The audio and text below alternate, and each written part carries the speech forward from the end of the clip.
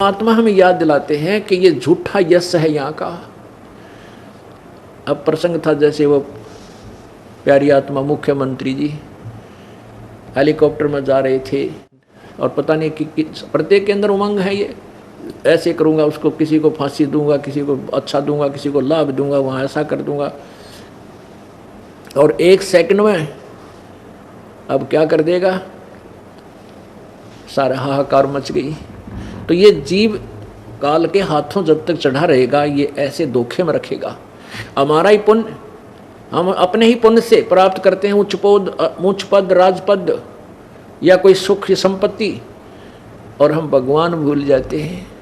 हम परमात्मा को भूल कर एक दूसरे के ऊपर आश्रित हो जाते हैं। इस मंत्री ने मुझे ऐसा दे दिया, इस मुख्यमंत्री ने मुझे ऐसा लाभ दे दिया। नहीं, तेरी किस्मत बिना कोई कलम नहीं चला सकता है, गारंटी देते हैं।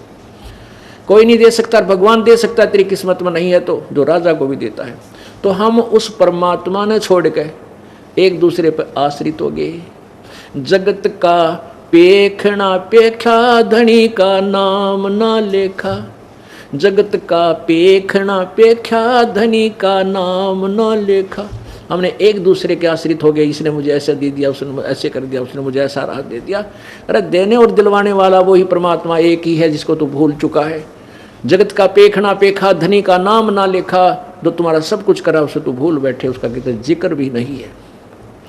पुण्यात्मा जो सत्ज्ञान तत्व ज्ञान से अपरिचित है, चाहे रंक है चाहे राजा है, सबकी यही दुर्दशा होगी। अब हम अपने उसी पहलू पर आते हैं, उसी प्रसंग पर आते हैं कि और बात तेरे काम न आवे, सतगुरु शरण लाग रे। के सोवे गफलत में बंदे, जाग जाग नर जाग रे। जाग जाग नर जाग रे। इस तन सराय में जीव मुसाफिर, करता रहे दिमाग रे। इस तन सराय में जीव मुसाफिर, करता रहे दिमाग रे। रात बसेरा कर ले डेरा, तू चले सवेरा त्याग रे। चले सवेरा त्याग रे। और बात तेरे काम न आवे, संतों शरण लाग रे। के सोवे गफलत में बंदे, जाग जाग नर जाग रे। जाग जाग नर जाग रे। उमदा चोला बण्या अनमोला, ये लगे दाग पे दाग रे। उमदा चोला बण्या अनमोला, लगे दाग पे दाग रे। 2 दिन की गुजरान जगत में, क्यों जले बिरानी आग रे। क्यों जले बिरानी आग रे। और बात तेरे काम न आवे, संतों शरण लाग रे। के सोवे गफलत में बंदे, जाग जाग नर जाग रे। जाग जाग नर जाग रे। कुब्द कांचड़ी चढ़री चित पे, तू हो गया मनुष्य नाग रे। कुब्द कांचड़ी चढ़ रही चित पे, तू हो गया मनुष्य नाग रे। सूझे नहीं सजन सुख सागर, बिना प्रेम बैराग रे। बिना प्रेम बैराग रे। और बात तेरे काम न आवे, संतों शरण लाग रे। के सोवे गफलत में बंदे, जाग जाग नर जाग रे। जाग जाग नर जाग रे। भाई हर सुमरे सो हंस कवावे, कामी करो दी कागरे। हर सुमरे सो हंस कवावे, कामी करो दी कागरे। बोरा ना भर में विष के बन में, चल बेगमपुर बागरे। चल बेगमपुर बागरे। और बात तेरे काम न आवे, सतगुरु शरण लाग रे। के सोवे गफलत में बंदे, जाग जाग नर जाग रे। जाग जाग नर जाग रे। भाई उठ सवेरे वो कावर लिया, के जाग्या नर भाग रे। उठा सवेरे हुक्का वर लिया, फिर के जाग्या निर्भाग रे, सुक्रम किया ना को करी बंदगी, ये फुटे तेरे बाग रे, फुटे तेरे बाग रे, और बात तेरे काम न आवे, तू सतगुरु शरण लाग रे, के सोवे गफलत में बंदे, जाग जाग नर जाग रे, जाग जाग नर जाग रे। भाई शब्द सैन सतगुरु की पछाणी, ये पाया अटल सुहाग रे, शब्द सैन सतगुरु की पछाणी, पाया अटल सुहाग रे, नतानंद महबूब गुमानी, प्रगट्य पूर्ण बाग रे, प्रगट्य पूर्ण बाग रे, और बात तेरे काम न आवे, सतगुरु शरण लाग रे, के सोवे गफलत में बंदे, जाग जाग नर जाग रे, जाग जाग नर जाग रे। सत साहिब अब क्या बताते हैं पुणात्माओं, ये जो वाणी है ये कबीर परमेश्वर की शब्दावली के अंदर, कबीर शब्दावली में लिखी हुई है। और इस नित्यानंद जी ये बहुत बाद में महात्मा हुए हैं, इन्होंने उन महापुरुष परमात्मा की वाणी को पढ़ के, इसमें ये शब्द नहीं है कि उठ सवेरे हुक्का भर लिया के जाग्या निर्भाग रे, ये परमात्मा की वाणी में है और परमात्मा की छाप अलग से है। फिर भी हमने अपना उल्लू सीधा करना है, हमने इस पचड़े में नहीं बनना पड़ना है, क्योंकि परमात्मा कबीर जी तो अथाह समुद्र दरिया हैं और उनकी वाणी को लेकर के सभी अपने अपने सत्संग वचन कर रहे हैं, लेकिन यथार्थ ज्ञान से वो कोसों दूर रहे। फिर भी उनका उद्देश्य यही रहा कुछ महापुरुषों का कि वो इनको दिशा ठीक देना चाहते थे समाज को, लेकिन स्वयं ही भ्रमित थे। अब हमने उन्हीं वाणियों को आधार लेकर अब अपनी दिशा निर्धारित करनी है। तो इसमें क्या बताया है कि और बात तेरा काम ना आवे, अब तू संतों शरण लाग रही। पवित्र गीता जी अध्याय नंबर 4 के और श्लोक नंबर 34 में कहा है कि उस तत्व ज्ञान को तू तत्वदर्शी ज्ञानियों के पास जाकर समझ, उन तत्वदर्शी संतों को प्रणाम कर, कपट छोड़कर उनसे प्रसन्न कर नम्रतापूर्वक, तब वो तत्वदर्शी संत तुझे तत्व ज्ञान से परिचित कराएंगे। वो तत्व ज्ञान कौन सा है? और बात कौन सी है? और बात है अब आप देख रहे हो कि इलेक्शनों के चक्कर में कितनी भाग दौड़ हो रही है।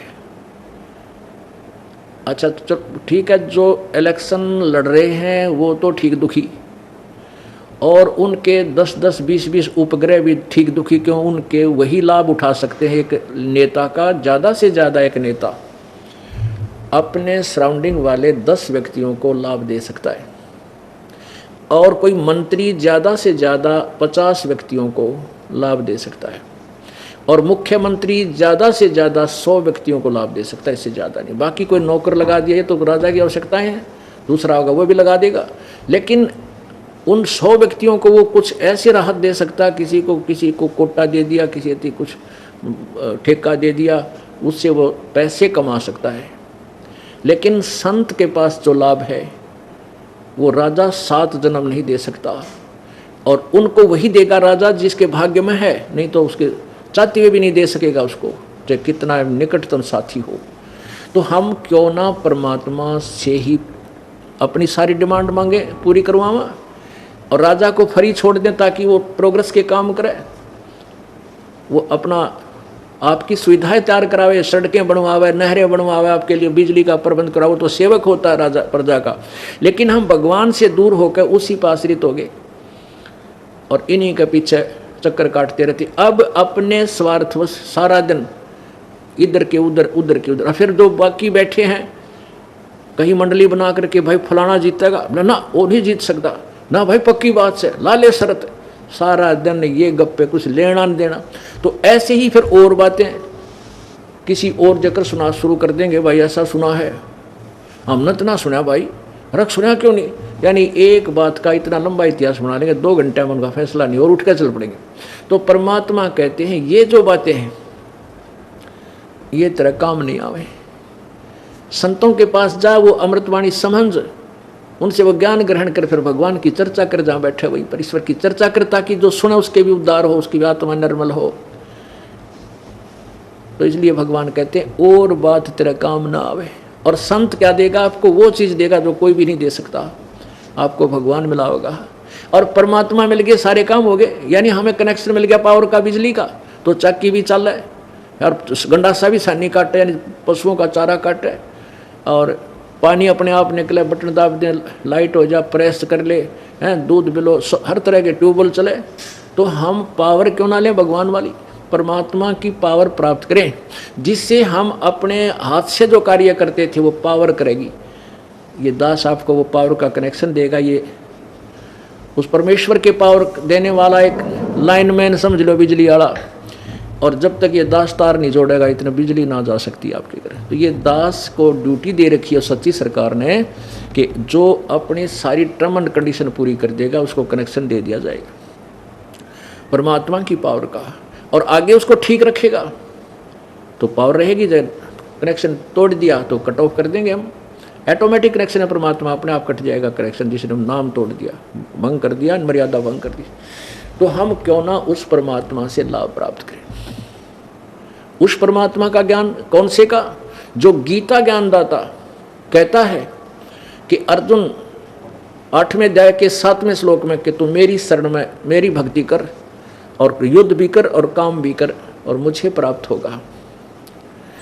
और 8, 9, 10 श्लोक में 8वें अध्याय के 8, 9, 10 श्लोक में कहा कि जो उस परमात्मा की भक्ति करता, सच्चिदानंद घन परमेश्वर की जो उत्तम पुरुषत्व अन्य, वो भक्ति के बलते हैं, उस तत्व ज्ञान की भक्ति के आधार से उसी को प्राप्त होगा। उसके इस विषय में कहा कि अर्जुन 4थे अध्याय के 5वें श्लोक में, अर्जुन तेरे और मेरे बहुत जन्म हो चुके, तू नहीं जानता। और फिर कहा कि यदि तूने परम शांति चाहिए, जन्म मृत्यु सदा के लिए समाप्त करनी है, तो 15वें अध्याय के 1 से 4 में कहा कि वो परमात्मा ऊपर को जड़ वाला है, नीचे को तीनों संसार रूपी वृक्ष है, उसकी जो मुख्य जड़ जो है वो परमात्मा है। और इन सभी परमात्मा के सभी संसार रूपी वृक्ष के विषय में जो जानकारी देता है, भाई तना कौन भगवान है, जड़ कौन मालिक है, डार कौन है, शाखा कौन है, पत्ते क्या है, ये सभी विभाग बतावे उस संसार रूपी वृक्ष से। वो तत्वदर्शी संत है, सवेदवित। 4थे अध्याय के 34वें श्लोक में जिस तत्वदर्शी संत के विषय में कहा है उसकी पहचान बताई है 15वें अध्याय के प्रथम मंत्र में। और फिर तीसरे में कहा कि उस उलझी हुई गुत्थी को, इस अज्ञान रूप गुत्थी को उस तत्व ज्ञान रूपी या तत्व ज्ञान से परिचित संत के द्वारा समझ कर इसने सुलझा के, उलझी हुई को सुलझा के, उसके पश्चात उस परम पद परमेश्वर की खोज करनी चाहिए, जहाँ जाने के बाद ये साधक फिर कभी लौटकर संसार में नहीं आते, यानी पूर्ण मोक्ष प्राप्त कर लेते हैं। अब देखो गीता ज्ञानदाता अपने विषय में करा कि तुम तेरे और मेरे बहुत जन्म हो चुके, आगे भी होते रहेंगे, तू नहीं जानता मैं जानता हूँ। 4थे अध्याय के 9वें श्लोक में कहा है कि मेरे जन्म और कर्म दिव्य हैं, अलौकिक हैं, बिल्कुल ठीक है। 10वें अध्याय के दूसरे श्लोक में क्या कहा कि अर्जुन मेरी उत्पत्ति को ये ऋषि और देवता नहीं जानते, क्योंकि ये मुझसे उत्पन्न, इनका अधिकार मैं ही हूँ। क्योंकि ये ब्रह्मा विष्णु महेश तक और नीचे के जितने भी ऋषि देवता हैं ये काल के संतान है, और पिता की उत्पत्ति को संतान नहीं जान सकता, लेकिन दादाजी बता देता है। तो कबीर परमेश्वर पूर्ण ब्रह्म ने आकर के ये सब निर्णय दिया है। तो उसके बाद क्या बताया है कि उसके पश्चात जब तूने उस तत्व ज्ञान मिल जा और तत्वदर्शी संत मिल जाता है, इस उलझी हुई गुत्थी को सुलझा के। अब क्या बताते हैं कबीर, 9 मन सूत उर्जिया, 9 मन सूत उलझिया ये ऋषि रहे झक मारे, सतगुर ऐसा सुलझा दे भाई उलझे न दूजी बारे। कि तत्वदर्शी संत वो सतगुरु मिल गया ना, जैसे एक शेर 1 किलो सूत उलझा धागा, वो सुलझाना नाक में दम हो जाता है इंसान, एक शेर को 1 किलो को। और ये 9 मन सूत उलझा दिया, अज्ञानी संतों ऋषियों ने अज्ञान भर दिया, सारा तत्व ज्ञान को नष्ट कर दिया।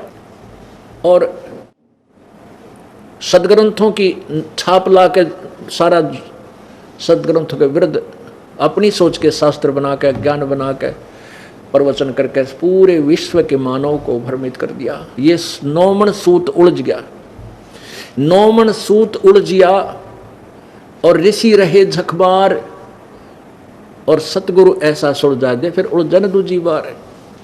अब कबीर देव ने, कबीर भगवान ने स्वयं आकर के अपने इस अज्ञानी ऋषियों, गुरुओं, संतों के द्वारा उलझाए हुए तत्व ज्ञान रूपी नौमन सूत को ऐसा सुलझा रखा, ये कभी उलझ नहीं सकता। उलझे न दूजी बार, अब नहीं उलझ सकता ये, जब तक ये कलयुग चलेगा। जिसने भक्ति करनी है, ये ज्ञान नहीं उलझा सकता कोई, क्योंकि शिक्षित समाज है। हाँ, जब ये विज्ञान खत्म हो जाएगी, क्योंकि विज्ञान की जो हम आड़ लिए बैठे हैं और भगवान भूल गए, ये तो जरा सी देर का काम है। विज्ञान की आड़ के सहारा हमने क्या है, आजकल बहुत कुछ इंस्ट्रूमेंट बना लिए, हेलीकॉप्टर बना लिए, जहाज बना ली, स्काई लैब बना ली, और 2 वर्ष 4 वर्ष वर्षा ना हुई ना, ये सारे रह जाएंगे दरिद्राई, टक्कर मार मार मरेगा ये मानव, मानस ना मानस खाने लग जाएगा। फिर कहाँ जाएंगे ये विज्ञान इनकी। भगवान से दूर करने का तरीका है काल का कि इसको ऐसे खिलौने दे दूँ, खेल खेल कर अपना जीवन बर्बाद कर जाए। आपस में देश बांट लिए, उसमें फिर लट्ठम लट्ठा, लड़ाई झगड़े, मैं उसने लूट लूँ, मैं उसको आप काबू कर लूँ, यहीं उलझ पुलझ कर यहीं रख लेता है। जो तत्व ज्ञान हो जाएगा, हम आपस में ना झगड़ेंगे, ना किसी वस्तु के ऊपर हम विवाद नहीं करेंगे, अपना सतलोक जाने की चेष्टा करेंगे। तो ये काल क्या बता रहा है कि अर्जुन, यहाँ मेरी शरण में रहेगा, तेरे और मेरे आगे जन्म मृत्यु सदा रहेंगे, सुखी नहीं हो सकता। और फिर कहा कि 18वें अध्याय के 62वें श्लोक में कि तू सर्वभाव से उस परमेश्वर की शरण में जा, जिसकी कृपा से तू परम शांति और शाश्वत स्थान यानी सत्यलोक को प्राप्त होगा। तुम्हारी पूरी शांति होगी, सदा के लिए सुखी हो जाएगा, तेरा फिर मृत्यु नहीं होगी। जो 15वें अध्याय के 4थे श्लोक में कहा है कि उस तत्व ज्ञान की प्राप्ति के पश्चात उस परम पद, उस परमेश्वर के उस परम पद की खोज करनी चाहिए, जहाँ जाने के बाद प्राणी फिर लौटकर संसार में नहीं आता। और जिस परमेश्वर ने संसार रूपी वृक्ष की रचना की है, यानी पूरे ब्रह्मांडों की जिसने रचना की है, और गीता ज्ञानदाता कहता मैं भी उसी की शरण हूँ, उसी की भक्ति करो। तो इससे सिद्ध हो गया कि कोई और ज्ञान है जो तत्व ज्ञान है, जो गीता जी में वर्णित नहीं है। क्योंकि गीता ज्ञानदाता 8वें अध्याय के 13वें श्लोक में खुद कहता है कि मेरा तो एक ओम अक्षर है, ओम इति एक अक्षरम ब्रह्म व्यवहारण मामनुसमरण यह प्रयाति तजनदेहम सयाति परमाम गति। मेरा तो केवल एक ओम अक्षर है, ये एक मंत्र है ओम। इसका जो आखिरी सांस्कृतिक भक्ति करता है वो मेरे वाली सतिथि को प्राप्त कर लेता है। 17वें अध्याय के 23वें श्लोक में कहा कि ओम तत्सत इति निर्देश से ब्रह्म त्रिविध समर्थ है। उस पूर्ण परमात्मा का, ब्रह्मण्य माने सच्चिदानंद घन परमात्मा, पूर्ण ब्रह्म की भक्ति का केवल ये 3 मंत्र का, 3 नाम का मंत्र कहा है, जाप कहा है। और ब्राह्मणा तेन वेदा विहिता पुरा, ब्राह्मण लोग जो विद्वान पुरुष थे प्रारंभ में इसी तरह की साधना किया करते थे, यानी इसी ज्ञान के आधार पर वो साधना करते थे। अपने आत्मा वो तत्व ज्ञान गीता जी अध्याय नंबर 4 के श्लोक नंबर 32 में कहा है। गीता जी अध्याय नंबर 4 के श्लोक नंबर 32 में कहा है कि उस ब्रह्मण्य मुखे सच्चिदानंद घन परमात्मा के मुख कमल से उच्चारित उस वाणी में परमेश्वर ने बहुत विस्तार से परमात्मा पाने के विधि का वर्णन किया है। और वो उनका भी वर्णन किया है जो 25 से लेकर 31 तक वर्णन किया है। कोई ऐसी साधना करता है, कोई ऐसे साधना करता है, कोई देवता पूजता है, कोई हठ योग करता है, कोई मुंह पर पट्टी बांध कर जीव हिंसा से ही बचकर कोई स्वाध्याय करके ही अपना मोक्ष मानता है। और उस अपनी क्रिया को, अपनी साधना को वो पाप नाशक जानते हैं। कहते हैं उस तत्व ज्ञान से तुझे पता लगेगा कौन सी साधना करने योग्य है और कौन सी ना करने योग्य। उसके विषय में क्या बताते हैं। अब वो साधना यानी वो वाणी कौन सी है जिसमें ये भी बताया है कि ये साधना करते हैं लेकिन यह करण की को ना, और ये भी बताया कि ये करनी चाहिए, वो सबसम वेद है, वो तत्व ज्ञान है, वो परमात्मा की वाणी में ही वर्णित है। वो कौन सी है? अवगत महल की सुन बात, एका एक संगना साथ। ये है वो अमृतवाणी जो परमात्मा के मुखारविंद से उच्चारित है, कबीर भगवान की, यानी परमात्मा की वाणी, उन्हीं कबीर की वाणी। यानी जैसे आप क्या देखते हो आजकल, तो हमें ये ज्ञान समझाना परमेश्वर का बहुत आसान हो गया बुद्धिमान समाज को। एक मोबाइल से दूसरे मोबाइल फ़ोन में एक ऐसे भेज देते हैं उसका मैसेज उसमें, और ऐसे फिल्म की फिल्म दूसरे में फैक्स यूँ की न्यू आ जाती है। ऐसे ही परमात्मा ने अपना तत्व ज्ञान संत गरीबदास जी के मोबाइल में भेज दिया अपने मत, और संत गरीबदास जी ने वही वाणी फिर उस मोबाइल में अपने मुखार में अपने उससे वाणी से परमात्मा की वाणी को अपने मोबाइल से बोला। क्या बोला? अवगत महल की सुन बात, एका एक संग ने साथ, जहाँ से हुआ सकल जहान, ओंकार पंच विमान। अवगत महल की सुन बात, उस सतलोक के विषय में जिसके विषय में कोई नहीं जानता, अवगत जिसकी गति से कोई परिचित नहीं है, उस महल उस स्थान सतलोक के विषय की सुन ले बात, तुझे बताता हूँ वहाँ वो क्या है, कहाँ जा कैसे उसके पास वहाँ जाया जाएगा।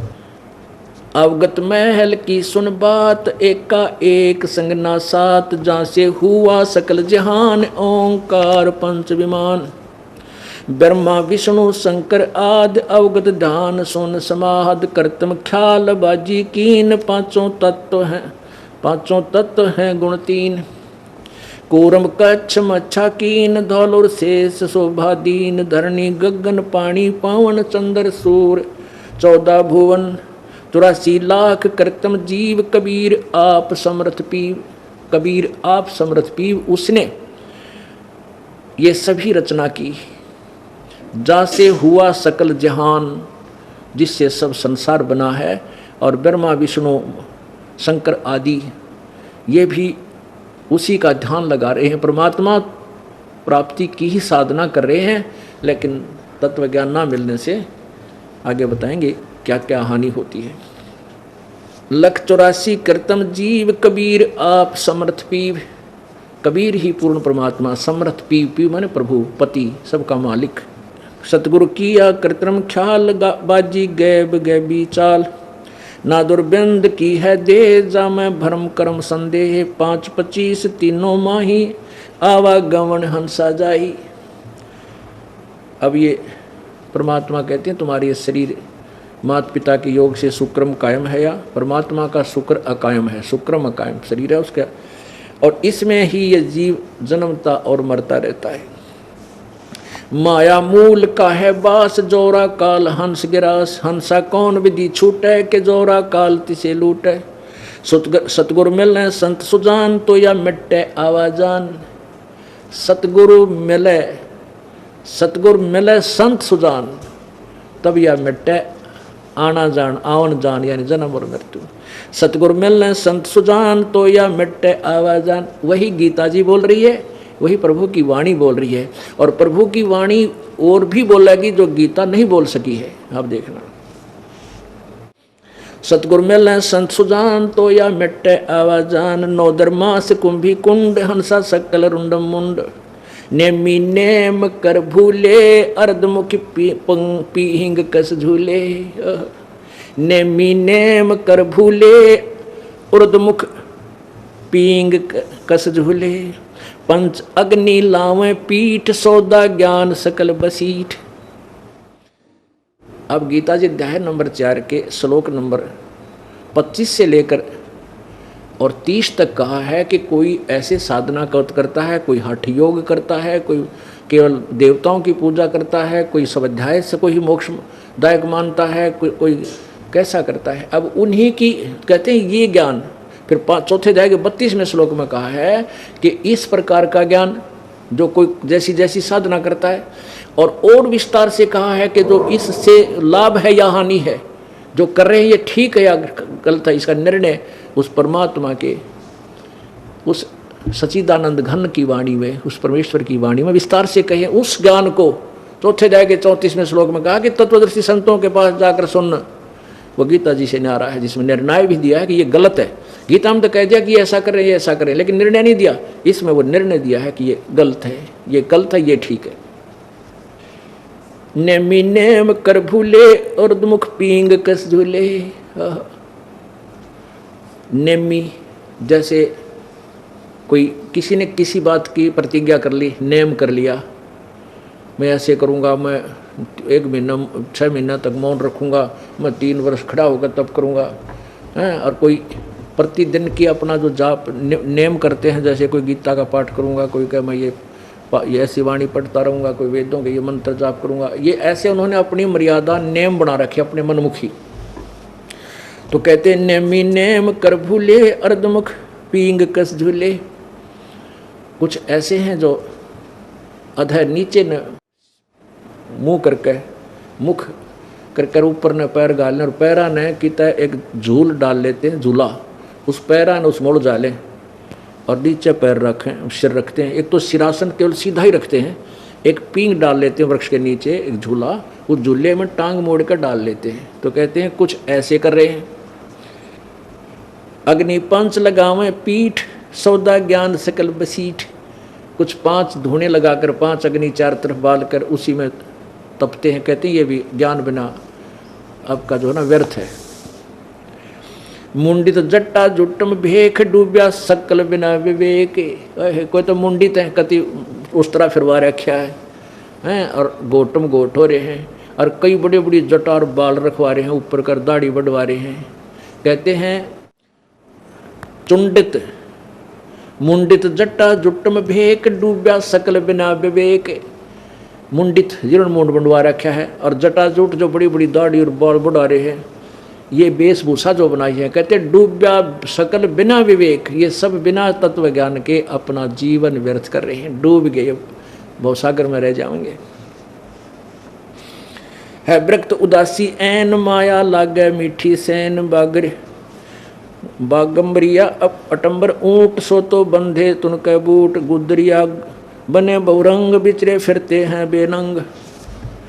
अब उनके बारे में बता रहा है, कोई कैसे साधना कर रहा है, कोई कैसे कर रहा है, कोई नंगा फिरन लग रहा है। अंतर लगी है झिनी के माया मूल की सीनी। सुनचत करें आसन जोग सतनाम बिना सब रोग। कोई कैसी साधना करता है, कोई कैसी साधना करता है, इस सतनाम बिना सारा रोग है, ये दूना दुख पैदा कर लेंगे। कहते हैं डंब करें डूंगर चढ़ाएं ये अंदर झिनी झूल। जन जाने जग जाने बंदगी करें ये बो सूल बबूल। कहते हैं यही यहाँ बता रहे हैं कि इस सतनाम के बिना सब कुछ रोग है, दूना दुख होगा इनको। अलोनिया खात हैं नहीं लोन दीजे पीठ पर तिसगोण। झरने बैठते हैं मोड पीछे जिम पंचग्रासम रोड। एक गुफाधारी सिद्ध सो तो पड़े जम के फंद। अब कितनी प्यारी व्याख्या कर रखी है इस परमेश्वर सच्चिदानंद घन की वाणी में। चौथे अध्याय गीता जी के 32वें श्लोक में जो वर्णन है, उस तत्व ज्ञान को ये दास आपको समझा रहा, परमेश्वर की वाणी को। क्या कहते हैं? अलोनिया जो खाते नहीं लूण। कई ऐसे हैं वे आज मंगलवार का व्रत है, नून ना खाना, आज नमक नहीं खाना। कुछ परमानेंट ही नमक छोड़ देते कि नहीं हम नमक नहीं खाएंगे। कुछ प्याज छोड़ दें, हम प्याज नहीं खाएंगे। अब परमात्मा कहते सच्ची भक्ति ना करी ना, फिर कितना बैल बनेगा, क्या गधा बनेगा। और तेरे ऊपर पहले ये नमक बना करते थे अपना, समुद्र के जल खारे जल को सुखा कर फिर गधा पे ट्रांसपोर्टेशन। पहला क्या था, ट्रांसपोर्ट नहीं थी, बैलों के ऊपर गधे जैसा एक थैला डाला करते और उनमें भर के, क्योंकि रास्ते थे नहीं, जंगल में जाना था, जंगल ज़्यादा होते थे, तो ऐसे लंबे कोई सैकड़ों की संख्या में बैलों के ऊपर वो नमक डाल के या खच्चरों पे, बड़े खच्चरों पे थैला डाल के नमक भर के लाया करते। कहते ईब तो तू नमक छोड़ रहा है, इसी अपनी अंतिम साधना मान रहा है, सच्ची साधना कर नहीं रहा, और फिर तू बैल या गधा बनेगा, खच्चर बनेगा, तेरे ऊपर नून का नमक का बोरा लद देगा, जब गीत भागेगा कमर टूट जाएगी और वो जख्म पर नमक गिरेगा, फिर कहाँ जाएगा। कहने का भाव ये है भाई ठीक भक्ति कर ले, समय दिया भगवान ने, मनुष्य जीवन बार बार नहीं मिलता। अब इसको तू अपनी सूझबूझ से और बर्बाद कर रहा, ठीक है, जब तक ज्ञान नहीं मिला डले ढोरे थे। अब ये दास परमात्मा के तत्व ज्ञान को आपको बता रहा है, और अब विरोध करते हो, थारी दूनी पिटाई बनेगी, फिर देख लेना। अब नहीं मान रहे आंखों देखकर, अपने स्वार्थ से, अपने कोई महिमा के भूखे, उनको तो इस ऐसे नरक में डाला जाएगा जिसकी कोई कितने वर्षों तक उनको रखा जाएगा, कोई अंदाजा नहीं लगा सकते। ये सत्कर मान लेना। ठीक है, अनजानपने में गलती सब पर हो जाए, वो होली, उसको माफ़ किया जा रहा है। परमात्मा हमें सत संदेश दे रहे हैं इस दास के माध्यम से, और अब स्वीकार नहीं कर रहे हो, फिर तो भाई जबरदस्त पिटाई के भागीदार बनोगे। अब क्या बताते हैं, अलोनिया खाते हैं नहीं लौन दीजे पीठ पर किस गुण, गुण माने बोरा, वो थैला, उसको गुण कहा करें अपनी लोकल लैंग्वेज में। जरने बैठते हैं मूड जिम पंचग्रासी, मूड रूड, कुछ तो झरना के नीचे जहाँ ऊपर से पानी गिर रहा है, बैठे हैं, कहते ये नालायक उल्टी साधना कर रहे हैं। एक है गुफाधारी सिद्ध सो तो पड़े जम के फंद, एक है गुफा में बैठ कर नुको सिद्ध हवाई, वो नहीं बोलता किसी तो बड़ा सिद्ध पुरुष है, कहते हैं काल के फंद पड़ेंगे, तेरी साधना ठीक नहीं है। कुटीचर मांगते हैं चून जन्मना बीज बोया बोन, अर्पण करें बहुत आचार पोथी लिए खरका बार। ये शास्त्रार्थ करते फिरा करते, पहला एक गधे का बाहर लेकर इतने शास्त्र ले जाते थे, ग्रंथ साथ रखा करते, कहते वो मंत्र तेरे पास है नहीं और ये इतना वजन उठाए फिर रहा, तो तेरी साधना गलत है। अर्पण करें बहुत आचार पोथी लिए खरका बार, चिन्ह नहीं रमता राम कुटन बह मुआ बेकाम। वो रमता राम वासुदेव, वो सर्वशक्तिमान कुल का मालिक, तूने उसको नहीं समझा। चिन्ह न रमता राम कुटन बे मुआ बेकाम, बह मुआ बेकाम। अवगत आप है लोलीन खोजी खोज कर आकीन, पैरें मुद्रा एक एक कान जोगी जोग का निदान। कहते हैं पैरें बस एक मुद्रा गाली का नाम है, अरिष्ट भगत बन गया तो साधु बन बैठा, और जोगी जोग का निधान है, तने योग का तो बिराय को नहीं, उसकी तरफ तेरी चेष्टा ही नहीं है। अब परमात्मा कबीर देव जी अपनी अमृतवाणी को संत गरीबदास जी के द्वारा कहा करके अब ये समझाना चाहे हैं कि जो साधना तुम कर रहे हो बच्चों या ठीक नहीं है, बस इतनी सी बात है। इसमें जो है अपन ये नहीं समझना चाहिए कि कबीर देव जी या ये दास उनकी वाणी को सुनाकर आप जी का विरोध या आपको की निंदा कर रहा है, लेकिन सत्य को आप तक पहुंचा रहा है। अब ये बताना चाहते हैं परमेश्वर कि कान में मुद्रा पहन ली, मोटी मोटी छल्ले से गाल लें गोल गोल से, तो भाई इस केवल इस जो है ना वेशभूषा बनाते हैं, कान पढ़ाने तो परमात्मा नहीं मिलेगा। उसमें क्या बताया कि जोगी जोग का निधान है, तूने योग तो प्राप्त हुआ नहीं अभी तक, वो जोग नहीं मिला। जैसे गीता जी अध्याय नंबर 2 के श्लोक नंबर 53 में कहा कि अर्जुन, जब भिन्न भिन्न प्रकार के भ्रमित करने वाले वचनों से तेरी बुद्धि एक तत्व ज्ञान पर रुक जाएगी, डट जाएगी, तू आश्रित हो जाएगा, तब तक तू योग को प्राप्त होगा, तब तक तू भजन के योग बनेगा, साधक बनेगा, जब तुझे योग प्राप्त होगा। तो यहाँ परमात्मा वही अपने सिंपल लैंग्वेज में भी यही इस सूक्ष्म वेद में क्या कह रहे हैं, पैरे मुद्रा कान जोगी जोग का निधान, कनफटिया लंग कलंदर कूर अवगत महल साहेब दूर। कनफटिया कहते हैं एक कनपाड़े कलंदर, उस परमात्मा का मार्ग, उस साधना घर तो बहुत दूर है इस साधना से जो तू कर रहा है, परमात्मा प्राप्ति नहीं होगी। भरमी भरम की बाजी के भूले पंडिता काजी। इस काल ने पंडित और काजी यानी दोनों धर्मों के मार्गदर्शकों को ही भ्रमित किया हुआ है। देख कितनी प्यारी और सत्यवाणी है परमात्मा की, और इसको सदग्रंथ आपकी वो सदग्रंथ सिद्ध करेंगे जिनको पवित्र हिंदू धर्म सत्य मानता था, पुराणों को और वेदों और गीता जी को। आप कहते हैं बर्मी भरम की बाजी कबूले पंडिता काजी, सन्यासी उदासी जान पाया नहीं सतगुरु ज्ञान। ओहो, सन्यासी उदासी न सबको समझ ले, उनको सतगुरु का ज्ञान प्राप्त नहीं हुआ, वो डले डोए थे, वो कंकर डेले कंकर इकट्ठे करें थे, तत्व ज्ञान को छोड़कर सच्चाई से दूर सत साधना ना करें थे। परमात्मा क्या बताते हैं, चारों युग में हम पुकारे कूक कहा हम खेल रे, हीरे माणक मोती बरसे ये जग चुगता ढेल रे। परमात्मा कहते हैं चारों युग में संत पुकारे और कूक कहा हम हेल रे। मेरे संतों ने भी चारों युगों में आवाज़ लगाई है और हमने भी ऐसे ही आवाज़ लगा लगा कर दुनिया को इस तत्व ज्ञान रूपी हीरे मोती बरसाए, लेकिन ये इस तत्व ज्ञान रूपी हीरे मोतियों से अपरिचित होने के कारण उन हीरे मोतियों को जो कीमती वस्तु उसको ना उठाकर कंकर पत्थर उठाकर अपने थैले भर रहे हैं। सन्यासी उदासी जान पाया ना ही सतगुरु ज्ञान। एक है तर्क त्यागी तीर अंदर बहुत माया भीर, एक है दंडधारी डाग बन के कीजिएंगे बाग। एक दंडधारी, एक दंडी स्वामी लठ न ठाया रहेगा, उसके सब बढ़िया तरह उसकी सफाई सफाई कर आदर से रखेगा, और जमीन पर नहीं रखेगा, या कि तो ऊपर खुट्टी पर टांगेगा, या कि तो अच्छे आसन पर रखेगा। उस लाठिए का चपटा रहेगा कि इसकी सत्कार करना है, और भक्ति भूल रहा, वास्तविक भक्ति उसके पास है नहीं। एक दंडधारी डाग बन के कीजिएंगे बाग। कहते जो सत साधना नहीं करते और अपान उपासना करके केवल एक उलट नली अंडे हैं घूम रहे हैं, वो फिर कहते हैं जंगल में बाग बनाए जाएंगे, और उस वो लकड़ वहीं लठाएगा चपटे रही हो। फिर एक दंडधारी डाग बन के कीजिएंगे बाग, मौनी मौनिया रहते एक दोजिक धुंध में बहते, पौनी करें पौन उपास नाम बिन तोड़ते हैं श्वास।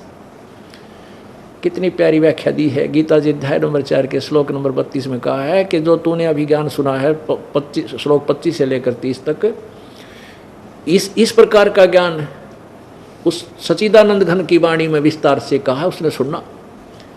और वो ज्ञान चौथे जगह 34वें श्लोक में कहा कि उस तत्व ज्ञान को तू तत्वदर्शी संतों से जाकर समझ, उनको विनम्र भाव से प्रार्थना कर दे, वो गूढ़ रहे से बताओगे तेरे ते।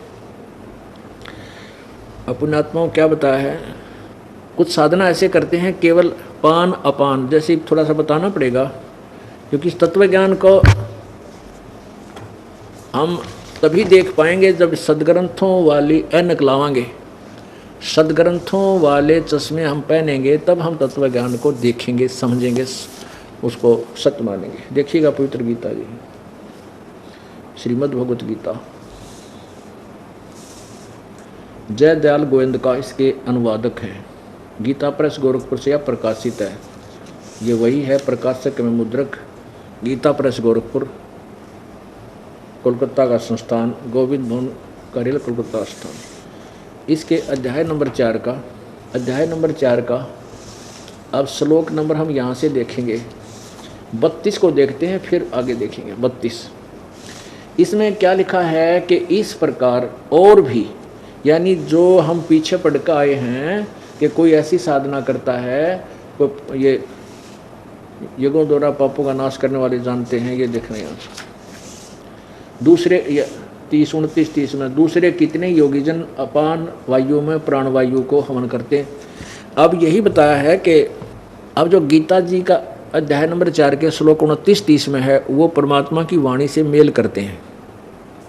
पौनी करें पवन उपास नाम बिन तोड़ते हैं श्वास, पट्टन घाट में नहीं प्रीत जिनको कहे कौन अतीत, बजरी बांधते हैं सोए कहे बिन बंदगी क्या होए, बांधे पवन का गुटका के धूम्र पान क्यों लटक्या। अब क्या बताया कि पौनी करें पवन उपास नाम बिन तोड़ते हैं श्वास। अब यह क्या बताया देखना, गीता जी अध्याय नंबर 4 के श्लोक नंबर 29-30 में, 29-30 का इकट्ठा अनुवाद है यहाँ पर। दूसरे योगीजन, कितने योगीजन अपान वायु में प्राण वायु को हवन करते हैं, अन्य ही प्राण वायु को अपान वायु, प्राण वायु में अपान वायु को हवन करते हैं। अन्य कितने ही प्राणायाम प्रयाण पुरुष प्राण और अपान वायु की गति को रोककर प्राणों में ही हवन किया करते हैं। ये सभी साधक यज्ञों द्वारा पापों का नाश करने वाले यज्ञों को जानने वाले हैं। इसका वास्तविक अर्थ ये है कि कोई तो आपने देखा होगा, कहते हैं ध्यान लगाओ और श्वास को बाहर भीतर आते जाते देखो। कई कहते हैं प्राण को रोको, यानी श्वास को इतना सूक्ष्म बनाओ धीरे धीरे कि ये नीचे को अपान वायु तक पहुँचे, बस इस तरह तू सिद्धि प्राप्त कर ले और तेरा मोक्ष। तो यहाँ क्या बताते हैं, अब चौथे अध्याय के 32वें श्लोक में कहा है कि उस ज्ञान को, अब देखो चौथे अध्याय का 32वां श्लोक पवित्र गीता जी। अब जो इस तरह के 29, 30, 31 में जो तूने ज्ञान सुना है, इस चौथे अध्याय के 32 में उसका निर्णय दिया है।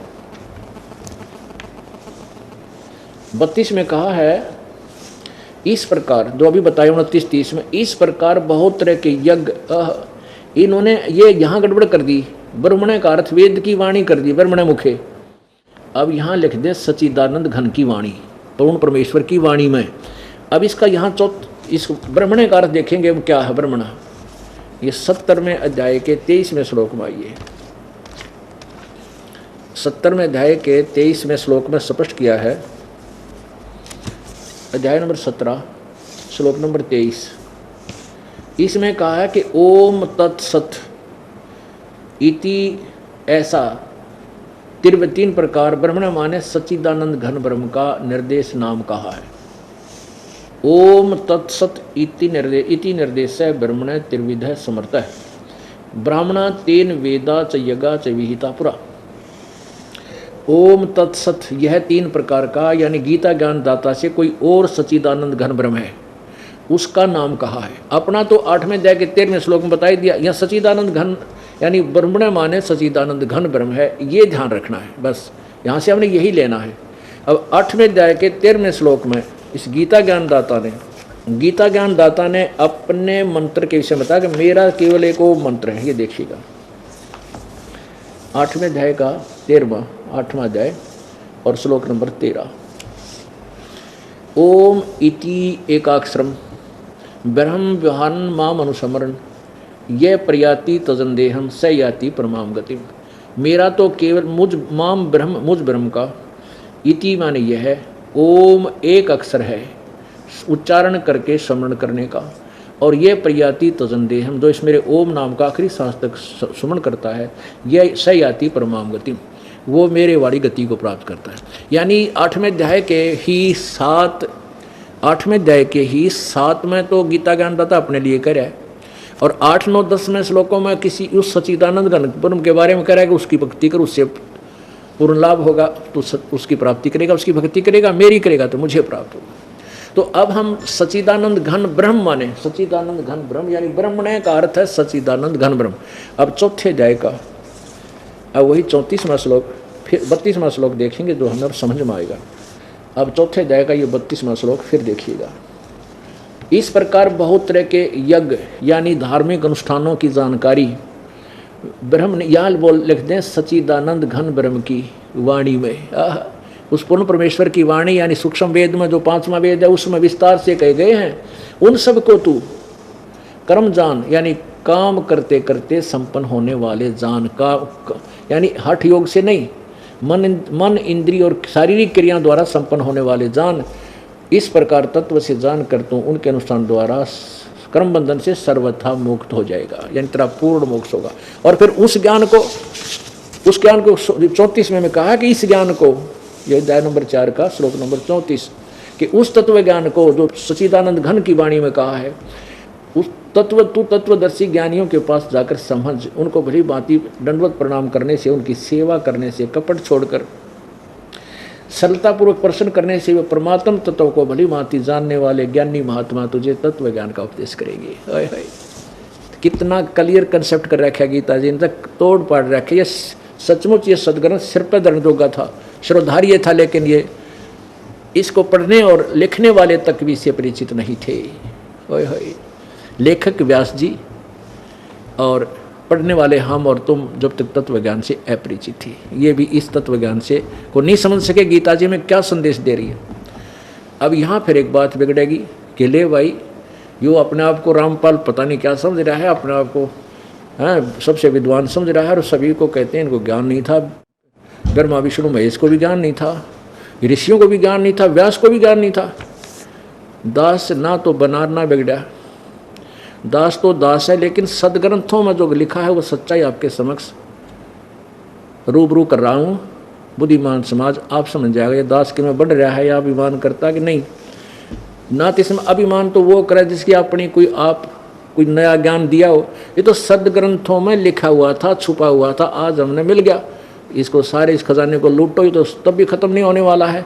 सारा विश्व लूट ले तो भी एक आध्यात्मिक खजाना कभी इसका लॉस नहीं होता, दूना बढ़ता जाता है।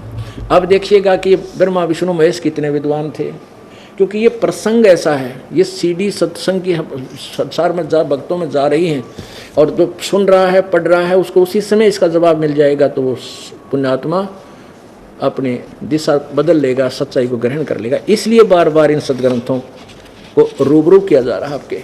ये देखिएगा, ये श्रीमद् देवी भागवत यानी देवी पुराण, ये कहाँ से प्रकाशित है? श्रीमद् देवी भागवत, सचित्र मोटा टाइप, केवल हिंदी। संपादक हनुमान प्रसाद पोदार, चमनलाल गोस्वामी। और ये कहाँ से प्रकाशित और मुद्रित है? प्रकाशक में मुद्रक हैं गीता प्रेस गोरखपुर, गोविंद भवन कार्यालय, कोलकाता का संस्थान। इसके 28 पृष्ठ पर देखो, आपको पता चलेगा कि ब्रह्मा विष्णु महेश जी कितने विद्वान थे। ये देखिएगा, पहला स्कंद और प्रश्न नंबर 28 और यहाँ 28 से यहाँ से है। नारद जी ने कहा, महाभाग व्यास जी, इस विषय में जो पूछ रहे हो ठीक यही प्रश्न मेरे पिताजी ने भगवान श्री हरि यानी विष्णु जी से किया था। देवादिदेव भगवान जगत के स्वामी हैं, लक्ष्मी जी उनकी सेवा में उपस्थित रहती हैं, दिव्य कौष्टमणि उनकी शोभा बढ़ाती है, वे शंख चक्र और गदा लिए रहते हैं, पीताम्बर धारण करते हैं, 4 भुजाएं हैं, वत्स स्थल पर श्री वत्स का चिन्ह चमकता रहता है, वे चराचर जगत के आश्रय दाता हैं। ओह, अब नारद जी व्यास जी ने ज्ञान दे रहा है। नारद जी के कह रहा है कि वो विष्णु ही सब सारे जगत के आश्रय दाता हैं, जगत गुरु एवं देवताओं के भी देवता हैं। वे जगत प्रभु भगवान श्री हरि महान तप कर रहे थे, उनकी समाधि लगी थी। यह देखकर मेरे पिता ब्रह्मा जी को बड़ा आश्चर्य हुआ, अतः उन्हें देखकर उनकी जानने की इच्छा प्रकट की। ब्रह्मा जी ने पूछा, प्रभु आप देवताओं के अध्यक्ष, जगत के स्वामी, भूत भविष्य एवं वर्तमान सभी जीवों के एकमात्र शासक हैं, भगवान फिर आप क्यों तपस्या कर रहे हैं और किस देवता की आराधना में ध्यान मग्न है?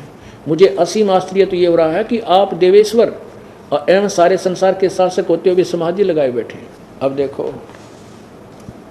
अब क्या जवाब देते हैं? 29 में विष्णु जी के ज्ञान को समझे, कितना ज्ञान था हमारे भगवान को। मुझे विष्णु जी कह रहे हैं कि मुझे, यहाँ देखिएगा, ब्रह्मा जी के विनीत वचन सुनकर भगवान श्री हरि उनसे कहने लगे, ब्रह्मन सावधान होकर सुनो, मैं अपने मन का विचार व्यक्त करता हूँ। क्या बताते हैं कि मुझे सब प्रकार से शक्ति यानी दुर्गा के अधीन होकर रहना पड़ता है। उन्हीं भगवती शक्ति का मैं निरंतर ध्यान किया करता हूँ और ब्रह्मा जी मेरी जानकारी में इन भगवती शक्ति यानी दुर्गा से बढ़कर दूसरे कोई देवता नहीं। अब जय हो श्री विष्णु भगवान के ज्ञान की। ये कहते हैं कि मैं दुर्गा से ऊपर कोई भगवान नहीं मानता, मेरी जानकारी में से ऊपर कोई परमात्मा नहीं है। अब ये दुर्गा जी कहती है कि उस ब्रह्म का ध्यान करो, वो कोई और परमात्मा जो पूजा की योग्य है, और सब त्याग दो और कोई मत साधना मत करो। वो कहाँ पर है? 562 पृष्ठ पर इसी पवित्र सदग्रंथ में। ये है 7वां स्कंद और पृष्ठ नंबर 562 और ये 7वां स्कंद अध्याय 36, क्योंकि यहाँ 35 समाप्त हुआ और ये 36 प्रारंभ हुआ। देवी द्वारा हिमालय को ज्ञानोपदेश, ब्रह्म स्वरूप का वर्णन। श्री देवी जी कहने लगी, पर्वतराज इस प्रकार योग युक्त होकर मुझ ब्रह्म स्वरूपा देवी का ध्यान करें। यहाँ देखो, ये अपना भी ध्यान बता रही है, फिर वास्तव में करिए नहीं, पूजा की योग तो कोई और ही है। यह ध्यान आसन पर भली भांति बैठकर अतुकी भक्ति से करना चाहिए। अच्छा, कहते उस ब्रह्म का क्या स्वरूप है यह बतलाया जाता है। वह जो प्रकाश रूप, सबके अत्यंत समीप में स्थित, हृदय रूप गुहा में स्थित होने के कारण गुहाचर नाम से प्रसिद्ध और महान पद अर्थात परम प्राप्य है। वह समस्त प्रजा के ज्ञान से परे है, अर्थात किसी की बुद्धि में आने वाला नहीं है, तुम जानो। ये आगे बहुत कुछ दे रखे। आगे क्या बताया है? वही सबके प्राण है, वह सबकी वाणी है, जो परम प्रकाश रूप है, जो सूक्ष्म से अत्यंत सूक्ष्म है, जिसमें संपूर्ण लोक और लोकों में निवास करने वाले प्राणी स्थित हैं, वही यह अक्षर ब्रह्म है। अब देवी विचलित है, ब्रह्म को कहीं अक्षर ब्रह्म कह रही है, कहीं ब्रह्म कह रही है। और वही सबके प्राण है, वही सबकी वाणी है और वही सबके मन है। वह यह परम सत्य और अमृत अविनाशी तत्व है। सौम्य उस वेदने योग्य लक्ष्य का तुम वेदन करो, मन लगाकर उसमें तन्मय हो जाओ। सौम्य उपनिषदों में कथित महान अस्त्र रूप धनुष लेकर उस पर उपासना द्वारा तीक्ष्ण किया हुआ बाण संधान करो। और फिर भावनागुप्त चित्त के द्वारा उस बाण को खींचकर उस अक्षर रूप ब्रह्म को लक्ष्य बनाकर भेदन करो। परवण ओम तो धनुष है, जीवात्मा बाण है और ब्रह्म को उसका लक्ष्य कहा जाता है। एकमात्र परमात्मा को ही जानो, दूसरी सब बातें छोड़ दो। अपने आत्माओं देखो, भगवान विष्णु जी तो कह रहे हैं ब्रह्मा जी ने कि मैं तो देवी तो ऊपर कोई भगवान नहीं जानता, इसका आगे मुझे जानकारी नहीं। और दुर्गा कहती है कि उस ब्रह्म की पूजा करो, ओम उसका नाम है, उसी को उद्देश्य बनाओ और सब साधना छोड़ दो। ओहो ये परमात्मा। अब यहाँ वो वाणी सिद्ध होगी परमात्मा की कि सतगुरु बिन काहू न पाया गया ना, जो थोथा बुछड़े किसाना। आगे देखो, इसी 563 पृष्ठ चल रहा है ये। उस एकमात्र परमात्मा को ही जानो, ब्रह्म को, दूसरी सब बातें छोड़ दो। यही अमृत रूप परमात्मा के पास पहुंचने का पुल है। और वो कहाँ रहता है? वह यह सबका आत्मा ब्रह्मलोक रूप दिव्य आकाश में स्थित है। वो ब्रह्मलोक